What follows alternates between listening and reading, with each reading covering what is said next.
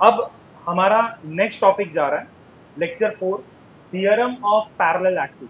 दो theorems exam में पूछते हैं स्टेट बोर्ड में, एक परपेंडिकुलर एक्सिस थियरम और एक पैरेलल एक्सिस थियरम। हर साल दोनों में से कोई एक थियरम आता है, ठीक है। एक दो साल पहले थियरम नहीं आए थे, बट इसके बाद वापस कंटिन्यू हो गए। तो अभी जो साल खत्म, मतलब इसमें अभी जब भी पेपर आए थे तो उसमें parallel axis theorem, sorry, perpendicular axis theorem आए थे, ठीक है। हम फिलहाल पैरेलल एक्सिस थियरम को समझते हैं कि ये क्या है। जरा ध्यान देना, इसका एक स्टेटमेंट है और इसका लिखने का तरीका भी थोड़ा सा डिफरेंट है, ठीक है। पहले तुम समझोगे, उसके बाद लिखना, ठीक है। इसके दौरान मत करना, पहले पहले अपन समझते हैं, अच्छे से कंसेप्ट को समझेंगे, उसके बाद लिखेंगे। देखो, थियरम ऑफ पैरेलल एक्सिस क्या कहता है। यहाँ पर जो भी स्टेटमेंट है, ये स्टेटमेंट को अपन प्रूव करने वाला है। ये क्या, देखो, आई नॉट मतलब मोमेंट ऑफ इनर्शिया, जहां पर मैं चूज करने वाला हूं। दूसरा, आईसी मतलब moment of inertia at centre of मास। मान लो, ध्यान से सुनना, ठीक है, कोई लिखेगा नहीं, पहले कंसेप्ट को समझो, ठीक है। पहले कंसेप्ट को समझो, यहां पर क्या है। सबसे फर्स्ट, मेरे पास एक इरेगुलर ऑब्जेक्ट है। ध्यान से समझना, डायग्राम बहुत इंपॉर्टेंट है। मेरे पास एक इरेगुलर ऑब्जेक्ट है। नाउ ये इरेगुलर जो ऑब्जेक्ट है, इसमें ना मैं दो पॉइंट कंसीडर कर रहा हूं, जरा ध्यान देना, ठीक है। डायग्राम थोड़ा इधर उधर हो जाएगा। दो पॉइंट कंसीडर किया। ये वो पॉइंट है जहां पर मेरा मोमेंट ऑफ इनर्शिया का सेंटर ऑफ मास, मतलब ये इस तरह से गोल घूमने वाला है, ऐसा मैं अज्यूम कर रहा हूं, इस डायरेक्शन में। ये मोमेंट ऑफ इनर्शिया का सेंटर ऑफ मास है, या सॉरी, सेंटर ऑफ मास का मोमेंट ऑफ इनर्शिया। और एक ऐसा पॉइंट चूज करने वाला हूं जो इस पॉइंट से कितना भी डिस्टेंस हो सकता है, बट कंडीशन, वो जो लाइन होगा वो इससे पैरेलल होना चाहिए। सपोज करो, मैं उस लाइन को कहता हूं आई नॉट। मतलब what is I naught, moment of inertia at point. मैं इसको ओ बोल देता हूँ और इसको सी बोल देता हूँ। क्या कहते हो, लॉजिक समझा। मुझे बताओ, तुम्हारे पास कौन सा पॉइंट चूज करने का फ्रीडम है, ओ या सी। रीजन, सी क्यों नहीं चूज कर सकता। वो तो फिक्स रहेगा ना, मतलब किसी एक पॉइंट पे तो वो कॉन्सेंट्रेटेड रहेगा। तो इसको तो तुम चूज नहीं कर सकते, लेकिन क्या तुम ये चूज कर सकते हो, यस। और इसका डिस्टेंस कुछ भी हो सकता है, बट कंडीशन पैरेलल होना चाहिए, ठीक है। तो मुझे वो जो पॉइंट है वो मिल गया, ठीक है। मुझे बताओ, ये जो भी ऑब्जेक्ट है, इसका खुद का कुछ मास होगा। टोटल मास क्या होगा इसका, पढ़ रहे इतना बोलो, कैपिटल एम, ठीक है। अब मैं क्या कर रहा हूँ, ध्यान से सुनना। मान लो मैंने एक पॉइंट कंसिडर किया, ये एक पॉइंट, ठीक है। पॉइंट मतलब वो एक तरह का पार्टिकल है। वो पार्टिकल जो है उसका नाम मैं दे देता हूँ डी। सपोज पार्टिकल डी है, उसका खुद का कोई मास होगा ना। क्या उसका मास कैपिटल एम होगा, स्मॉल स्मॉल एम के बजाय क्या लिखूं, डी है, वेरी गुड। तो यहाँ पर मैं लिखता हूँ D। देखो कंसेप्ट समझते जाओ, कंसेप्ट जो है ना वो समझते जाओ। नाउ नेक्स्ट, अब मैं क्या कर रहा हूँ, देखो, हम लोग ने इतने सारे कंसेप्ट पढ़े हैं। अब उस बेसिस पे ना मुझे एक चीज पता चल गया है कि अगर कोई पॉइंट मैं कंसिडर करता हूँ, तो मैं हमेशा एक ओरिजिन से या सेंटर ऑफ मास से एक लाइन ड्रॉ जरूर करता हूँ। जैसे अगर मान लो ये ओ से मैंने यहाँ तक एक लाइन ड्रॉ कर दी, सपोज, ठीक है। और दूसरा पी से मैंने एक वापस एक लाइन ड्रॉ कर दिया। अब इसका नाम दे देता हूँ, जैसे ओ से डी तक का डिस्टेंस जो रहेगा, मैं उसको बोल देता हूँ आर नॉट। याद है ना, डिस्टेंस अपन किससे देखते थे, आर नॉट। तो इसका डिस्टेंस क्या होगा, आर। ये देखो पहले, कंसेप्ट समझ रहे हो, ठीक है। अब तुम यहाँ पर ना छोटा सा कंस्ट्रक्शन करो। कंस्ट्रक्शन कैसे,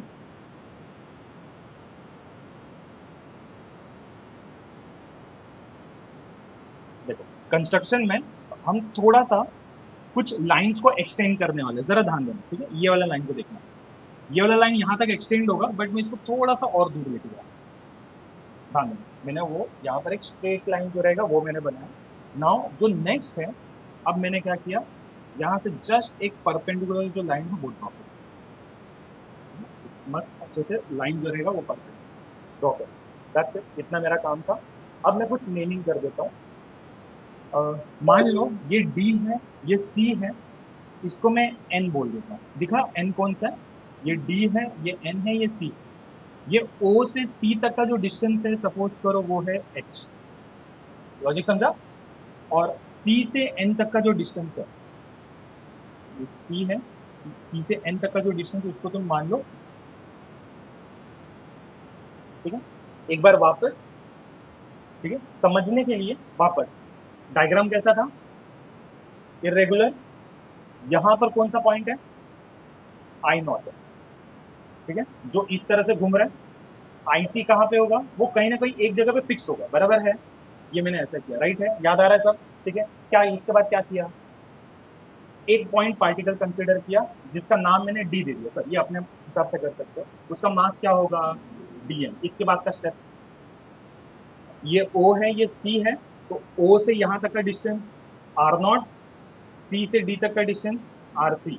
मैंने फिर कंस्ट्रक्शन क्या किया, एक लाइन यहाँ पे ड्रॉ किया बट इसको एक्सटेंड कर, फिर एक परपेंडिकुलर लाइन ड्रॉ कर। क्लियर है, यहां से यहां तक का डिस्टेंस एच, इसको एन बोल दो, और यहां से यहां तक का डिस्टेंस एक्स। आई होप समझ में आ रहा है, क्लियर है। तो ये है तुम्हारा टोटल कंस्ट्रक्शन, क्लियर है, ये जो भी है तो तुम्हारा टोटल कंस्ट्रक्शन है, ये तुम देख सकते हो। नाउ अब हमें आगे प्रूव करना है। अच्छा, बाय द वे, ये जो लाइन है वो यहाँ से मतलब ना इसके आर पार हो रही है, तुम समझ पा रहे हो क्या, ठीक है, मतलब ये थ्री डायमेंशनल फिगर है, थ्री डायमेंशन, थ्री डायमेंशन मतलब समझा ना, ये ऐसे नहीं है, ऐसे, और ये अपने एक्सिस पे गोल गोल घूम रही है। आई होप तुम समझ पा रहे हो, ठीक है। ओके, नाउ सबसे इंपॉर्टेंट चीज, हमें प्रूफ क्या करना है, जरा ध्यान दो, क्या प्रूफ करना है, I naught is equal to I t plus M H square. अब सवाल है कि अपन प्रूफ कैसे करने वाले हैं, स्टार्ट करते हैं, ध्यान दो, बहुत इंपॉर्टेंट है, और अभी का भी डेरिवेशन याद होता है, ठीक है। पहले ना मैं दो मोमेंट ऑफ इनर्शिया निकालता हूँ। सबसे फर्स्ट, तुम्हें क्या लग रहा है मोमेंट ऑफ इनर्शिया यानी आई का फॉर्मूला क्या था, generally I R square DM, ठीक है, यही था ना, ठीक है। लेकिन अब मैं क्या करने वाला हूँ, मैं मोमेंट ऑफ इनर्शिया ही लिखूंगा लेकिन दो टर्म में, जैसे आईसी का, what is IC will be integration of R square dm. दूसरा आई नॉट की बात करते हैं, आई नॉट क्या हो जाएगा, आर नॉट स्क्वायर डीएम, चलेगा, ठीक है। अच्छा, इसको मैं सी बोला था मैंने, ठीक है, एक आर सी था और एक आर सी था, बराबर, देखिए, क्लियर है। मैं नाम दे देता हूँ, इक्वेशन वन, इक्वेशन टू। अब तू ना जरा डायग्राम में देखना, अगर तुम डायग्राम पे एकदम अच्छे से फोकस करो, ठीक है, एकदम सिंपल वे में बता रहा हूँ, तुमने ये परपेंडिकुलर लाइन ड्रॉ की है, याद है ना, ठीक है, तुमने परपेंडिकुलर लाइन ड्रॉ किया है, तुम्हें यहाँ पर एक राइट एंगल ट्राइंगल दिख रहा है, बट एक नहीं दो है, देखो एक क्या है, ओ डी एन, दूसरा डीएनसी या फिर पीडीएन, दो दिखाई दिया। मैं क्या करूंगा, सबसे फर्स्ट कंसिडर करूंगा बड़ा वाला राइट एंगल ट्रायंगल, मतलब ओ डी एन। लिखने का तरीका, in triangle O D N, कौन सा थियरम भाई, बाय पाइथागोरस थियरम, ठीक है, एकदम मैं लिखने का सही तरीका बता रहा हूँ, बाय पाइथागोरस थियरम। अब पाइथागोरस थियरम के हिसाब से अगर मैं ध्यान दूं तो पहला हाइपोटेन्यूज का स्क्वायर आएगा, मतलब ओडी का square is equal to O N का स्क्वायर प्लस डी एन का स्क्वायर, ओडी का square will be equal to, मैं भूल गया, ठीक है, ओ एन का स्क्वायर प्लस डी एन का स्क्वायर, ओ एन का स्क्वायर प्लस डी एन का स्क्वायर, देख लो, ओके। लेकिन एक मिनट, अगर मैं डायग्राम में ध्यान से देखूं, भाई ओ एन किससे मिलकर बना हुआ है, ओ सी प्लस सी एन, ठीक है, तो मैं यहां पे लिखता हूं ओ सी प्लस सी एन, तो whole square plus D N का स्क्वायर, क्लियर है, ठीक है। अब जरा फोकस करना, ये कैसे बना ये वो तुम्हें समझ में आ गया होगा, बट जनरल मैथमेटिक्स के हिसाब से इसको तुम क्या कर सकते हो, ओपन कर सकते हो, a plus b the whole square, क्या होगा बताओ, ओ सी का square plus two times of o c times of c N plus C n का स्क्वायर, और ये डी एन का स्क्वायर। अब देखो यहां से ना कंफ्यूजन होना स्टार्ट होता है, ये तुमने लिखा, अब तुम्हारा ध्यान ना इस पे होना चाहिए, याद रखना क्या लिखा है, पहले पढ़ लो, प्लस डी एन का स्क्वायर, मुझे बता सकते हो क्या होगा, सी एन का स्क्वायर प्लस डी एन का स्क्वायर क्या बराबर होगा, समझा? बीसी या फिर सीडी का स्क्वायर कैसे समझा? और ये भी तो एक राइट एंगल ट्रायंगल है, तो मैं इसकी जगह क्या लिख सकता हूँ? हाँ, सीडी या फिर डीसी का स्क्वायर। तो ओसी का square plus 2 times of OC C N plus C D का स्क्वायर, और ये तो ओडी का स्क्वायर तो था। ऑलमोस्ट डन, हो गया। क्लियर है? अब वैल्यू पुट अप करते हैं। What is the value for OD? OD क्या है? R naught. ठीक है, तो मैं यहाँ पे लिख देता हूँ आर नॉट का स्क्वायर आएगा। स्क्वायर क्यों आएगा? समझा? Which is equal to OC H है और दूसरा एन। अच्छा, ओसी क्या था? एच, क्या? ओसी एच का square. Okay, plus 2 times of H X plus C D क्या था? सी डी का है आर सी। ठीक है, तो सी डी का है आर सी का बराबर है। देखो एकदम अच्छे से अपन ने सब्स्टिट्यूशन कर दिया। बट याद रखना, हमें प्रूफ क्या करना है? In terms of what? Moment of inertia. और मोमेंट ऑफ इनर्शिया का फॉर्मूला क्या है? कि इसमें फॉर्मूला होता है आर स्क्वायर डीएम। तो मुझे डीएम भी तो चाहिए ना, तो मैं यहाँ पे क्या करूंगा? मैं मल्टीप्लाई करूंगा। तो multiplying both side by DM. तो अगर मैं ऐसा करता हूँ तो ये दिखने में कैसा हो जाएगा भाई? R naught square dm H square dm 2hx dm R C square dm. लेकिन एक मिनट, हमें एक और चीज पता है। अगर डीएम आया है तो मतलब एक और टर्म आएगा, बताओ क्या? इंटीग्रेशन। ठीक है, मेरे को पता है, रूल तो यही कहता है ना कि अगर moment of inertia in terms of integration लिखेंगे तब जाके डीएम आता है। तो अगर मुझे इंटीग्रेशन चाहिए तो मैं क्या करूँ? इंटीग्रेटिंग, बोलो, इंटीग्रेटिंग बोथ साइड। मैं लिख देता हूँ इंटीग्रेटिंग बोथ साइड। अब ये करने से क्या होने वाला है जरा ध्यान देना। ये होगा तुम्हारा integration of R naught square dm which is equal to integration of H square dm plus integration of 2hx dm integration of R C square D. देख लो, मैंने इंटीग्रेशन हर जगह लगा दिया। ठीक है, अब होने वाला। ठीक है, इसके बारे में बात अपन बाद में करते हैं। हाँ, ओके। ये मुझे बताओ, एच स्क्वायर और डीएम। ठीक है, अब ये बहुत इंपॉर्टेंट है। हमने इंटीग्रेशन पढ़े, मैंने तुम्हें इंटीग्रेशन में एक चीज बताया, जो चीज चेंज नहीं होता है उसको अपन कांस्टेंट कहते हैं। और अगर वो कांस्टेंट है तो क्या वो इंटीग्रेशन के बाहर जा सकता है? ओके, अब डायग्राम को ध्यान से देखना, क्योंकि अब ये प्रॉब्लम है एच को लेकर। इधर देखो, डायग्राम सबको समझा था ना? मुझे बताओ, आईसी तो फिक्स रहेगा, आई नॉट तो मैंने फिक्स कर ही दिया। लॉजिक समझना। तो ये दोनों का जो बीच का जो स्पेस है, मतलब जो डिस्टेंस है, वो क्या है? एच। क्या वो चेंज होगा? चेंज होने के चांसेस क्या? क्या एच चेंज हो सकता है? सोच के बताओ, सोच कर बताना। एच चेंज होगा क्या? एच एच नहीं, वो चेंज नहीं, एक्स चेंज हो सकता है। क्यों? वेरी गुड, वो तो पार्टिकल के ऊपर डिपेंड कर रहा है ना। अभी मान लो इसको मैंने इधर रख दिया, एच तो सेम रहेगा, एच तो वो दोनों के बीच का डिस्टेंस है। लेकिन अगर पार्टिकल इधर आ गया, क्या बढ़ गया? एक्स। और पार्टिकल को मैं नजदीकी तो कर सकता हूँ, मतलब एक्स जो रहेगा वो हमेशा चेंज होते रहेगा, लेकिन एच कांस्टेंट रहेगा। अब देखो, ध्यान से समझना। तो एच स्क्वायर कांस्टेंट हो गया, तब मान गए। क्या करूं मैं? एच स्क्वायर को बाहर रख दो, अंदर क्या बचा? Integration of DM. ओके, तुमने यहां पर एक और बात बोला, कौन सा टर्म कांस्टेंट है? 2h गया, तो मतलब 2h गया, अंदर क्या बचा? Integration of X D X plus integration of R C square D. Sorry, next, हो गया बस, पुटअप करना। What is integration of R naught square dm from equation? ठीक है, तो यहां पर आ जाएगा तुम्हारा आई नॉट, ध्यान देना, which is equal to H square as it is. What is integration of dm? Capital M, ये भी हो गया, प्लस अब मैं इसको जीरो बोल रहा हूँ, थोड़ा सोच सकते, उससे क्या लेना, कांस्टेंट तो बाहर है। ये क्या है? कहना क्या चाहता है? कि मैं एक्स को इंटीग्रेट करूं, but with respect to N हो सकता है। मुझे बताओ, अगर मैंने तुमसे पूछा भाई एक्स को आपको इंटीग्रेट करना है with respect to D X, तो ये तो समझ में आता है ना।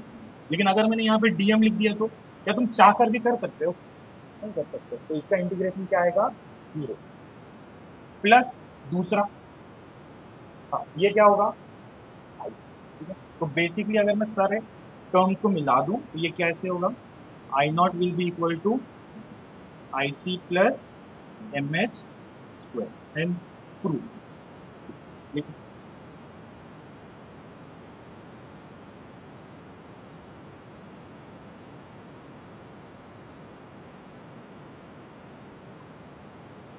ओके, सुनो, टॉपिक जो नेक्स्ट है that is theorem of perpendicular axis. अब परपेंडिकुलर एक्सिस में क्या क्या चीजों का ध्यान देना है? सबसे फर्स्ट ये देखो, मैंने ना डायग्राम ऑलरेडी बना के रखा, बट ये कहता क्या पहले ये समझो। और देखो, हम ये प्लेन, ये जो मैंने फिगर बनाया है वो प्लेन में, ठीक है। देखो, विजुअलाइजेशन बहुत इंपॉर्टेंट है। मोमेंट ऑफ इनर्शिया का फॉर्मूला होता है integration of R square D M. R का मतलब डिस्टेंस होता है, याद रखना, ठीक है। जैसे फॉर एग्जांपल, अच्छा, मैंने बोला था कि मोमेंट ऑफ इनर्शिया कुछ फैक्टर्स पर डिपेंड करता है, जिसमें से एक फैक्टर है ओरिजिन से कितने डिस्टेंस पर पार्टिकल है, ठीक है। फॉर एग्जांपल, जैसे मान लो ये मोमेंट ऑफ, ये कोई बॉडी है जिसका मास कैपिटल एम है, बीच में से एक पॉइंट गया। तुम्हें याद है मैंने मोमेंट ऑफ इनर्शिया के बारे में क्या बताया था? अगर इसका सेंटर ऑफ मास है कहीं पर भी, तो इसका मतलब वो एक जगह पर है। मोमेंट ऑफ इनर्शिया क्या करता है? गोल घूमेगा उस जगह पे, तुम उसको गोल घुमा सकते हो, लॉजिक समझना। अब सेम चीज ये क्या कह रहा है जरा समझते हैं। थ्री डायमेंशनल फिगर है, ये जो है वो बुक तुम्हारा वो कुछ इस तरह है, ध्यान से समझना। बट मैं ऐसा नहीं दिखा रहा हूँ, थ्री डायमेंशनल है तो ये ऐसे होगा। इमेजिन कर पा रहे हो? ओके, इस पॉइंट से तीन एक्सिस गए हैं, ऊपर क्या है? तो ये जेड एक्सिस है। एंगुलर जो वेलोसिटी है वो कौन से डायरेक्शन में है? तो ये कैसे घूम रहा है? ठीक है, अगर मैं सिर्फ जेड एक्सिस के बेसिस पे देखो, ये ऐसे घूम रहा है, समझा? ओके, वाई एक्सिस कहाँ पर है? हॉरिजॉन्टली मतलब ऐसे का है। अच्छा, ये तो तुम इंटरचेंज कर सकते हो, यहाँ पे मैंने वाई एक्सिस है तो वाई एक्सिस कुछ वो कैसे घूम रहा है? तो ये कुछ ऐसे घूम रहा होगा, आई होप तुम समझ पा रहे हो, ठीक है। एंड सबसे important, Z axis x axis, x axis side में नहीं होता, नीचे भी नहीं है, तुम्हारे हाथ में। क्यों? क्या अब बोलो तो फिर आपने सामने की कैसे बताऊंगा? हो सकता है अगर मुझे प्लेन ऑफ पेपर में बताना होगा तो मैं देखो, तुमने ना 10th स्टैंडर्ड में ना फ्लेमिंग का लेफ्ट हैंड टूल पढ़ा था, तो जब डायग्राम में तुमने देखा ना, डायग्राम में तीन उंगली ऐसे थे, लेकिन रियल लाइफ में वो ऐसे है। तो ये जो फिंगर होता है वो तुम्हारी तरफ होता है, लॉजिक समझना, ये डाउनवर्ड की तरफ या बैकवर्ड की तरफ ऐसे रहेगा।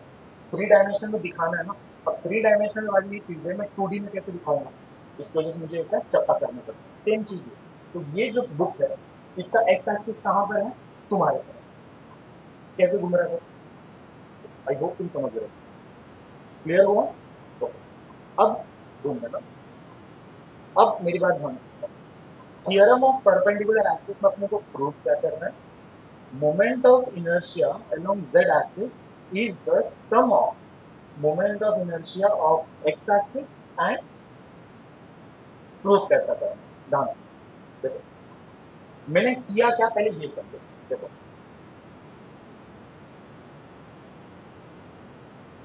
इरेगुलर ऑब्जेक्ट, y बोल दिया या z बोल दिया, ये z बोल दिया सपोज करो, इसको मैंने x बोल दिया, ऐसे बोला था ना, अच्छा उल्टा किया, इसको मैंने z बोल दिया और इसको y बोल दिया। चलो, क्लियर है? अब ध्यान से सुनो, डायग्राम कैसे बनाया था। ये तो ओरिजिन हो गया, इससे मैंने कोई एक पॉइंट चूज किया। अब देखो, अगर तुम इस चीज को समझ पाए ना, भाई मजा आ जाएगा, ठीक है। तुम याद रखना, ये टू डायमेंशनल चीज नहीं है, ये थ्री डायमेंशनल चीज है, और उसमें तुमने एक पॉइंट के बारे में बात की, ये वो पार्टिकल या फिर वो पॉइंट है, वो पॉइंट टी है जिसका मास होगा डी है। सब अग्री करता है, राइट? अब हाँ, ओरिजिन से इसका डिस्टेंस मुझे पता है क्या? अब इस पॉइंट पे मैं 3 एक्सिस पे लाइन ड्रॉ कर सकता हूँ। जैसे ये जो मैंने लाइन ड्रॉ किया है वो अलोंग z एक्सिस है, ठीक है, या फिर ऐसा समझो ये पॉइंट से मेरे को ना सामने ना 2 लाइन दिख रहा है, एक एक्स एक्सिस का और एक वाई एक्सिस का, ठीक है, ध्यान से समझना। मैं एक लाइन ऐसे ड्रॉ कर रहा हूँ और एक लाइन ऐसे ड्रॉ कर रहा हूँ। ये जो लाइन मैंने ड्रॉ किया वो किससे पैरेलल है? Y axis. ये जो लाइन मैंने ड्रॉ किया, अगर तुम इस इमेज को समझ पा रहे हो मुझे बता सकते हो इसका एंगल कितना होगा चारों का? अगर तुम इस इमेज को समझ पा रहे हो, किसी को देख के ऐसा तो नहीं लग रहा नहीं कह रही 90 में, 90 से कम होगा, क्योंकि वो दिखने में ऐसा दिख रहा है बट रियल लाइफ में वो एक्चुअली में रेक्टेंगल दिखेगा, समझ रहे? तो ईच एंगल 90 डिग्री का तो होगा, ये समझ में आ गया, ठीक है? ओके, तुमने बोला सर ये जो लाइन है वो किससे पैरेलल है? बाय एक्सिस, मतलब बाय का ये जितने भी वैल्यू, सपोज करो अगर यहाँ से यहाँ तक का डिस्टेंस बाय है तो ये भी क्या होगा? कैसे? ऑपोजिट साइड, ठीक है। इसका वैल्यू क्या होगा? तो ये भी क्या होगा? यही वो डायग्राम बनाया गया, क्लियर है? अब सिंपल, क्योंकि राइट एंगल ट्राइंगल है मैंने थ्योरम लगाया, हाँ समझना, इसके बाद थोड़ा सा दिक्कत होगा। In triangle OP, Pythagoras theorem क्या कहता है? हाइपोटेन्यूज का स्क्वायर मतलब ओपी का square which is equal to o m square plus NP का square. What is OP? What is o m? X square p m y square. इसके बाद का स्टेप हमें पता है क्या करते मालूम है ना, हमें डीएम चाहिए, लिख दो डीएम। तो पहला स्टेप आएगा multiplying both the side by DM, मैंने एक साथ दोनों काम किया, क्या? Multiplying by DM and integrate, इससे मेरा काम होता है। अब मुझे यहाँ पे ब्रेक लगना पड़ेगा, इसको मैंने इक्वेशन 1 बोला, अब मैंने ब्रेक लगाया, अब ध्यान दो। अब एक कंफ्यूजन है, मुझे मोमेंट ऑफ इनर्शिया का डेफिनेशन पता है, जरा यहाँ पर गड़बड़ क्या हो सकता है या क्या लग रहा है वो मुझे बताओ। आई एक्स मतलब कैसे स्पेल कैसे करोगे? Moment of inertia on which is equal to integration of X square dm नहीं होना चाहिए था? वाई की जगह एक्स स्क्वायर लिख दिया, एक्स की जगह वाई स्क्वायर लिख दिया, क्या मैंने कोई गलती की कि रियली ऐसा है? चलो अब इसमें ना प्रॉपर कंसेप्ट इंपॉर्टेंट है, ठीक है। अगर ये देखो, जैसे ये जो बुक है, ये बुक का जो एक्सिस होगा, एक्सिस ऑफ रोटेशन, इमेजिन करो एक इमेजिनरी लाइन बनी, इमेजिन करो, right? और इसके अलावा इस तरह से घूमता है। मोमेंट ऑफ इनर्शिया का फॉर्मूला होता है M R square. What is M? इसका मास, आर मतलब यहाँ से तुम कहाँ तक का निकालना चाहते हो। अब ये बुक कितना बड़ा है? इतना। अब मेरे को इसने बोला कि सर मुझे इस बुक का मोमेंट ऑफ इनर्शिया निकालना है बट पूरा नहीं, मुझे यहाँ तक निकालना है। मैं कहूँगा ठीक है कोई बात नहीं, मैं देख लेता हूँ यहाँ से यहाँ तक का जो पार्टिकल है उसका डिस्टेंस कितना है। सपोज करो मैंने देखा एक्स है, लॉजिक समझना। अब मुझे बताओ अगर मैं यहाँ पर ये जहाँ पर ये एफ लिखा है ना, इमेजिन करो ये वाला पॉइंट, और जहाँ पे ये सी लिखा है वो ओरिजिन है जहाँ से वो गोल घूम रहा है, समझा? तो ये जो एफ वाला पॉइंट है, यहाँ से यहाँ तक का डिस्टेंस क्या होगा? सपोज करो एक्स, सपोज करो एक्स। अब मेरे को किसी ने बोला इसके अलावा मोमेंट ऑफ इनर्शिया निकाल, फॉर्मूला क्या है? Integration of R square dm, but R तो मेरा पूरा था, घूम कितना कितना पार्ट रहा है मेरे लिए? यहाँ तक, मतलब एक्स। फॉर्मूला क्या बनेगा? Integration of X square DM. I hope तुम्हें समझ में आ रहा है। अब चीजों को यहाँ पे अलग वे में देखते हैं। आई एक्स मतलब, अब तुम ना सिर्फ इसको फोकस करो, ध्यान से समझना ये क्या है, ठीक है? ये कौन से साइड है? तुम्हारे तरफ। तो मैं बोल रहा हूँ moment of inertia along x axis, तो ये बुक जो है वो कैसे घूमने वाला है? तुम्हारे तरफ से ऐसे। मुझे बताओ कौन सा पार्ट घूमेगा, एक्स घूमेगा कि वाई? सोच रहा है। हेड चुपचाप बैठा है, वाई चुपचाप बैठा है, तुम उसको इग्नोर करो बस, तुम उसके अलावा चीजों को नहीं घुमा रहे, तुम घुमा रहे हो सिर्फ एक्स एक्सिस के अलावा। मैं फिर बता रहा हूँ, ठीक है? देखो अगर ये बुक में एक्स एक्सिस कहां पर है? तुम्हारे तरफ। एक्स एक्सिस में तो चीजें तुम्हारे सामने जाएगी ना, मैं ऐसा नहीं बोल रहा, एक्स एक्सिस में चीजें तुम्हारे सामने है, ठीक है? ये जो बुक है गोल ऐसे घूम रही है ना, तो कौन सा पार्ट पूरा घूम रहा है? बाय, तुम समझ ना, एक्स तुम्हारे सामने है तो ये वाला पार्ट घूमेगा ना पूरा बाय। समझ रहे हो मैं क्या समझा रहा हूँ?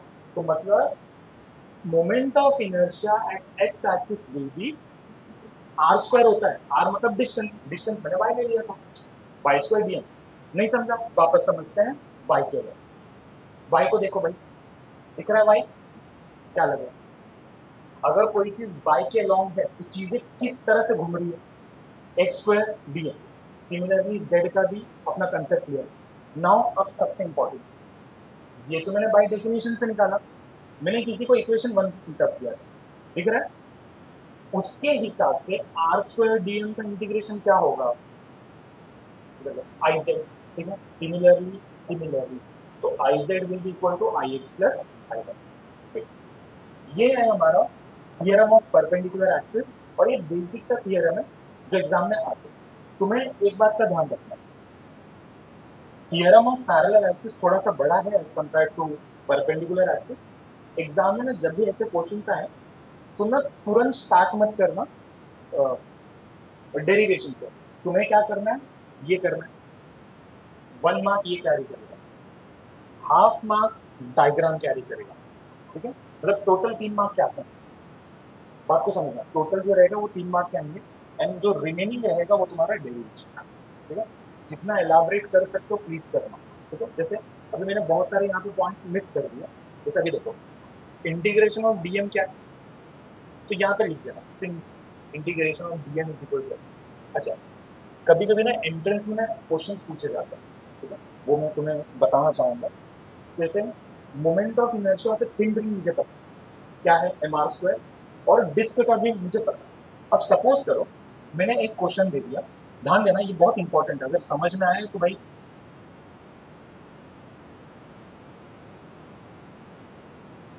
ओके। इमेजिन करो कि ये जो है वो एक थिन डिस्क है, जस्ट इमेजिन ये डिस्क है, मुझे बताओ डिस्क है तो इसका सेंटर ऑफ मास कहाँ पे होता है? एकदम बीच में, मतलब मैं ऐसा बोल सकता हूँ कि सेंटर ऑफ मास के अलोंग, लॉजिक समझना मैंने क्या बोला, सेंटर ऑफ मास के अलोंग इसका मोमेंट ऑफ इनर्शिया होगा, जिसको मैं क्या कहूंगा, लॉजिक समझना। एग्जाम में क्वेश्चन क्या आते हैं पता है तुम्हें? क्वेश्चन ऐसे होते हैं कि आपको फाइंड आउट करना होता है, जैसे आईसी तो फिक्स होगा, मुझे बताओ रिंग पता है, रिंग, रिंग का मोमेंट ऑफ इनर्शिया क्या होगा, एम आर स्क्वायर, उसका लाइन कहां से पास होता है? बीच में से, याद आ रहा है? रिंग है तो बीच में से वो पास होता है, लेकिन डायमीटर के अलाउंग भी तो रहता है ना, वो तो क्वेश्चन टू क्वेश्चन वेरी करेगा। फिलहाल मैं इस क्वेश्चन की बात कर रहा हूँ, तो मान लो मैंने डिस्क का एग्जांपल लिया और मैंने बोला कि डिस्क का मोमेंट ऑफ इनर्शिया बीच में से है, बट मैं चाहता हूं कि तुम प्रूफ करो, तुम्हें आई नॉट का वैल्यू फाइंड आउट करना। बोले सर आई नॉट क्या होता है? इसने मुझे बोला कि सर आप एक सेंटर वाला पॉइंट जो आपका फिक्स है उसको रहने दो, अब वहां से कुछ डिस्टेंस आगे जाओ। मैंने पूछा कितना डिस्टेंस आगे जाऊं, मैंने सिंपल सा पूछा कि कितना डिस्टेंस आगे जाऊं, तो इसने कहा कि सर आप आर डिस्टेंस आगे जाओ। कितना डिस्टेंस आगे जाओ? आर। और उस डिस्टेंस के अलोंग मोमेंट ऑफ इनर्शिया निकालो by parallel axis clear. Question सुना मैंने क्या बोला? मैं वापस बता रहा हूँ, डिस्क है, बीच का पॉइंट फिक्स है, किससे किससे, ऐसी मतलब moment of inertia at centre of मास। इसने क्या पूछा कि आपको एक और मोमेंट ऑफ इनर्शिया निकालना है, कौन से थियरम से, कहां पर, कुछ डिस्टेंस पे, कौन सा डिस्टेंस, आर डिस्टेंस पे। अब यहां से पैरेलल एक्सिस के हिसाब से क्या होगा, यहाँ पर एक स्ट्रेट लाइन जाएगी, बताओ क्यों आया स्ट्रेट लाइन, पैरेलल है ना, तो उसका तो कंडीशन है कि पैरेलल होना चाहिए, तो इसके अलोंग तुम्हें आई नॉट निकालना है। तो बेसिकली क्वेश्चन है आई नॉट कितना होगा आपको फाइंड आउट करना है, कर सकते हैं बहुत सारा। आई नॉट का formula I C plus M H square, सही है? यही फॉर्मूला है ना? आई सी मतलब moment of inertia at centre of mass, तो इसका तो मुझे ऑलरेडी पता है ना क्या होता है, अरे बोलो ना, एम आर स्क्वायर बाय, ये तो फॉर्मूला है, प्लस कैपिटल एम मतलब एज इट इज, एच का मतलब ध्यान रखना, व्हाट इज एच, डिस्टेंस, पता है ना, ये दोनों के बीच से जो भी डिस्टेंस रहेगा वो। अब बताओ ये दोनों के बीच का डिस्टेंस क्या है, तो बस आर की जगह और एच की जगह आर लिख दूंगा, मतलब आंसर क्या आ जाएगा,